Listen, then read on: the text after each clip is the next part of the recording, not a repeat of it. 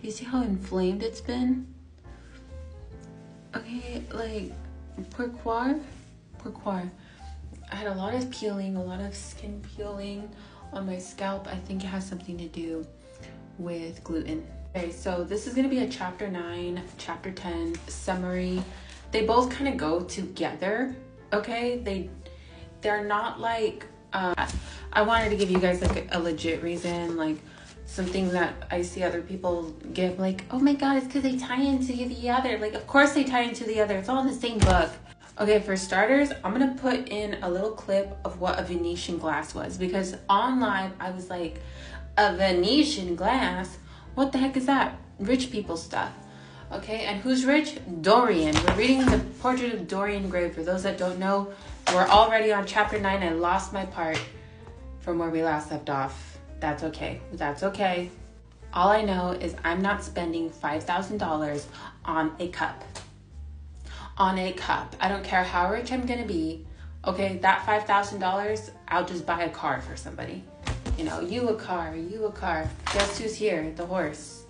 You a horse. Everybody, oh, I found the horse.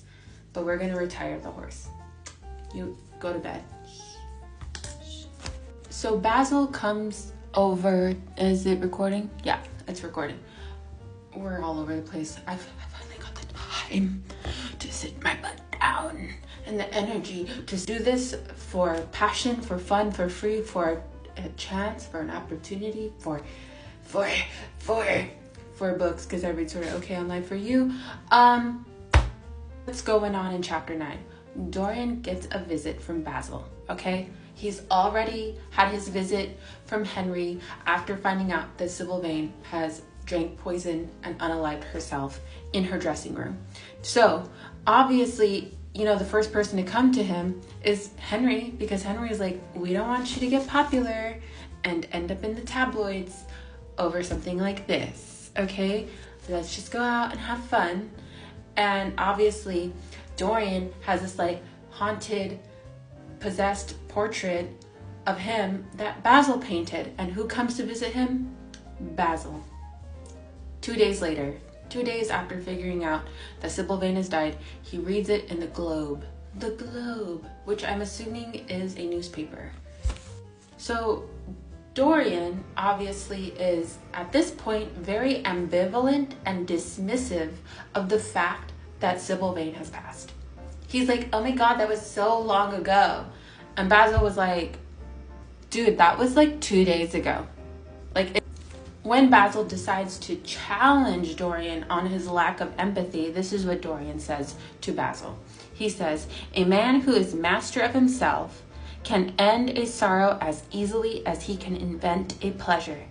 I don't want to be at the mercy of my emotions. I want to use them, to enjoy them, and to dominate them. Oh my.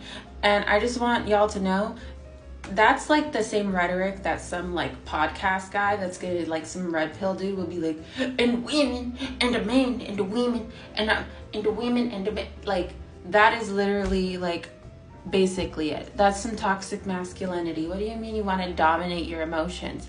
That you can easily avoid grief by just turning it off. That's not how it works.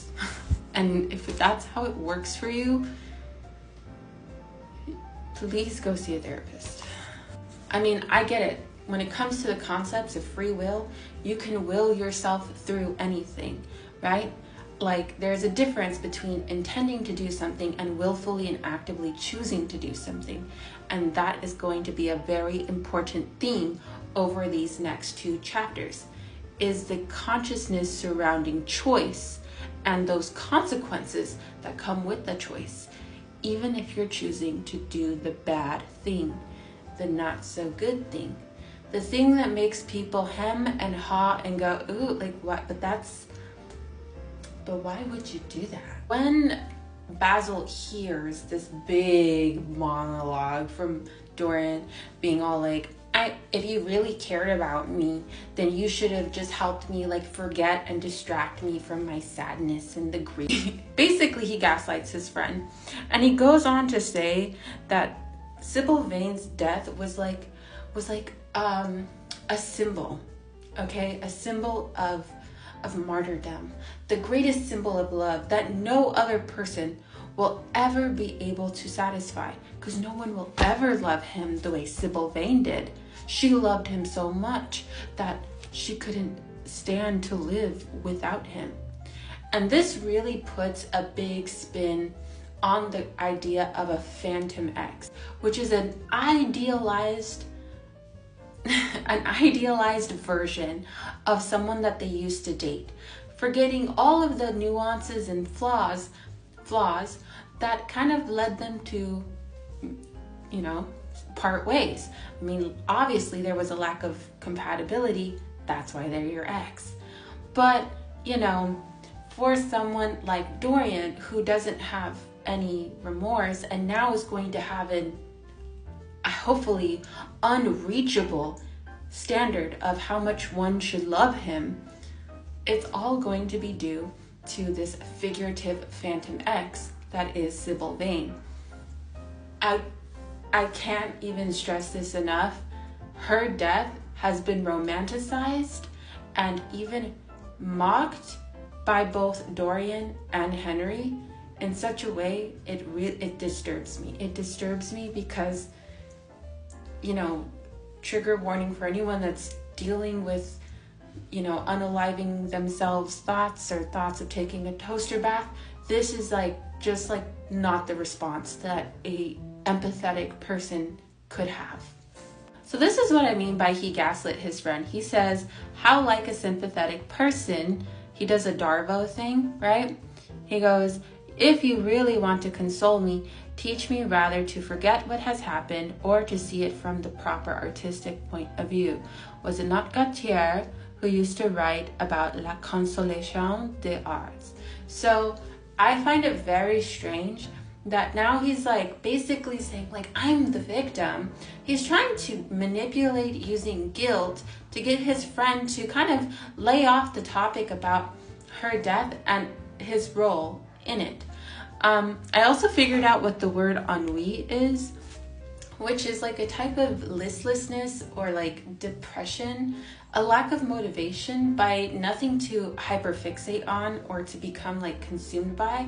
So that's what ennui is. I'll put the little thing. I hope I said the definition properly. I probably didn't, but it's gonna be somewhere right here. I was wondering what the heck is ennui and I guess it has something to do with Inside Out 2. I guess that's a character. I didn't know. The screenshot will show you. I'll see you for a part 2. There's gonna be a part 2. We're still in chapter 9, so we're gonna part 2 it. We're gonna go to part 2. Okay, y'all.